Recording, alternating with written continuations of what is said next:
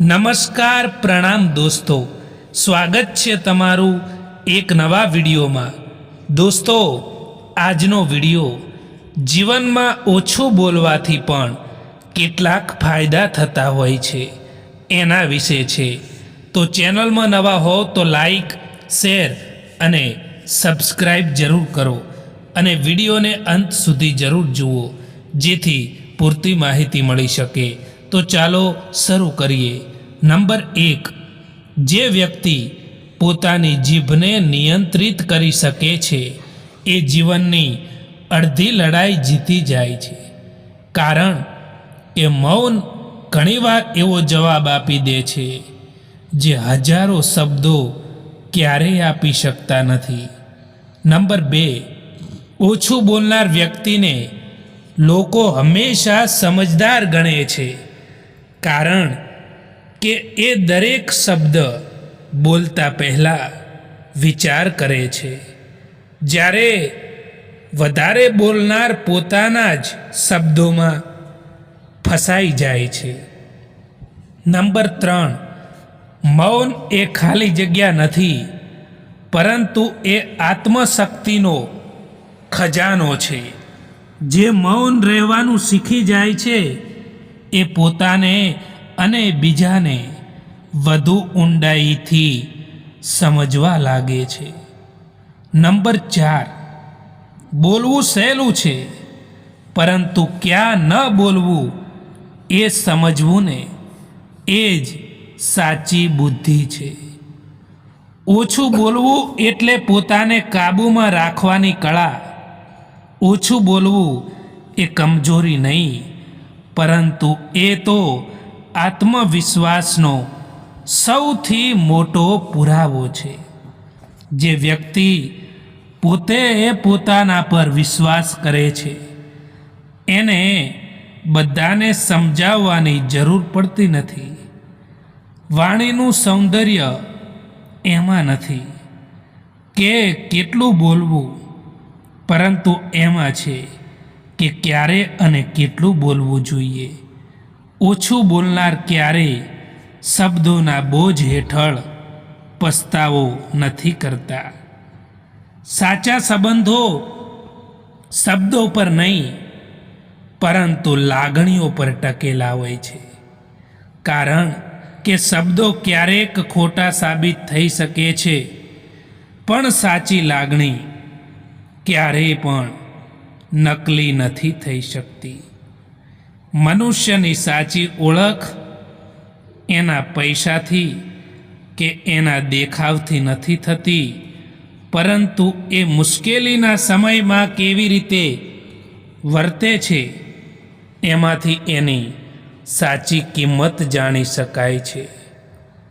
કેટલાક લોકો દુઃખી એટલા માટે રહેતા હોય છે કે તેઓ એમના જીવનમાં બનેલી નાની નાની ઘટનાઓને યાદ કરીને દુઃખી થતા હોય છે।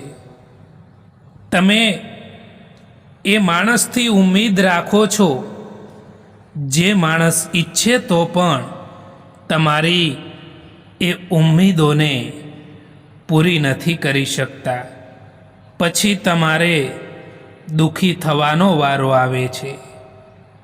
ખુશી અને દુઃખ એ તો બંને સમયની સાથે બદલાઈ જતા હોય છે, પરંતુ સારા લોકો જે આપણી સાથે હોય છે ને એની વાતો અને યાદો હંમેશા માટે યાદ રહી જાય છે।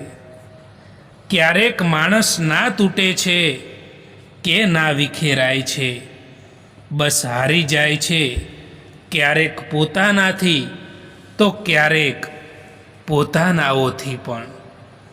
જ્યાં તમને ઇજ્જત અને સમય પણ માગીને મળે તો એ સંબંધોમાં રહેવું એ બિલકુલ પણ ઠીક નથી હોતું દોસ્તો।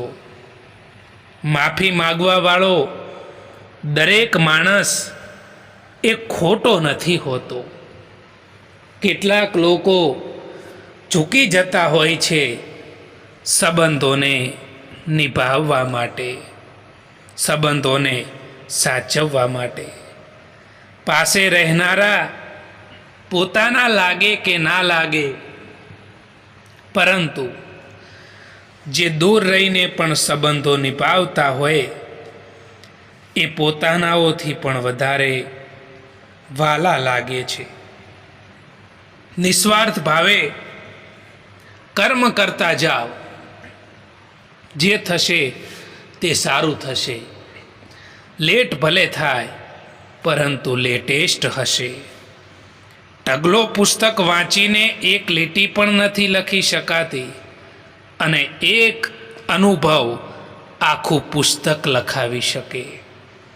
કોઈના માટે સમર્પણ કરવું એ મુશ્કેલ નથી હોતું, પરંતુ મુશ્કેલ તો એ વ્યક્તિને શોધવાનું હોય છે જે વ્યક્તિ તમારા સમર્પણની કદર કરે.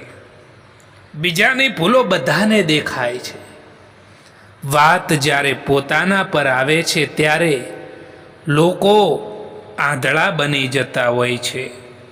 થોડી ધીરજ રાખો દોસ્તો, કારણ કે દરેક દુઃખની પાછળ સુખ જરૂર આવે છે. દર્દ બે પ્રકારના હોય છે. એક દર્દ તમને દર્દ આપે છે અને બીજું દર્દ તમને બદલી દે છે. જે છે તમારી પાસે તેમાં ખુશ રહેવું જોઈએ, કારણ કે જરૂરતથી વધારે રોશની પણ તમને આંધળા કરી દે છે. કોઈને પણ દુઃખ આપતા પહેલાં એ વિચારી લેવું જોઈએ કે એમના આંસુ તમારા માટે સજા પણ બની શકે છે. પરવાહ ના કરો જમાનાની, કારણ કે એની તો આદત છે સતાવવાની. પરિસ્થિતિઓ આપણા માટે સમસ્યા બનીને નથી આવતી, પરંતુ સમસ્યા તો ત્યારે થાય છે જ્યારે આપણને એ પરિસ્થિતિઓ સામે લડતા નથી આવડતું. ભરોસામાં એટલા પણ આંધળા ના બનો કે તમારા નજીકવાળાનો અસલી રંગ જ તમને ના દેખાય.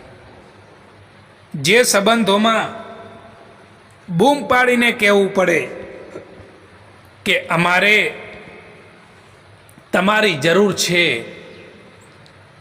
તો સમજી લેવું કે એ સંબંધને તમારી બિલકુલ પણ કદર નથી. ખૂબસૂરતી એમાં નથી હોતી કે તમે કેવા દેખાવ છો, પરંતુ ખૂબસૂરતી એમાં હોય છે કે તમે કેવો વ્યવહાર કરો છો, કેવું વર્તન કરો છો. સાચા દિલથી કોઈ જરૂરતમંદની મદદ કરીને જુઓ. જો તમારા દિલને શાંતિ ના મળે તો કહેજો. સંબંધો નિભાવવા માટે એમની માટે કઠિન લાગે છે જે લોકોને સંબંધોની પરવાહ છે, જે લોકોને સંબંધોની કિંમત છે. બાકી જેમને સંબંધોની કોઈ કદર નથી ને, એની માટે સંબંધો કોઈ પણ મહત્વના નથી હોતા. તમારા વિશે ખોટું બોલનારા લોકોનો જવાબ ગુસ્સાથી આપવાની જરૂર નથી, કારણ કે સત્યનો પ્રકાશ પોતે જ ખોટાને ઓગાળી નાખે છે. તમારું કામ તમારું શ્રેષ્ઠ કરવાનું છે. બાકી લોકોના શબ્દો સમય જતાં કાગળના ટુકડા સમાન નિષ્ફળ સાબિત થાય છે. ક્યારેય પણ કોઈનું દિલ ના દુભાવશો મિત્રો, કોઈને પણ દુખી ના કરશો,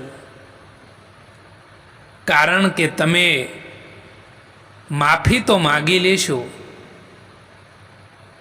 તેમ છતાં એના દિલમાં દુઃખ જરૂર થશે.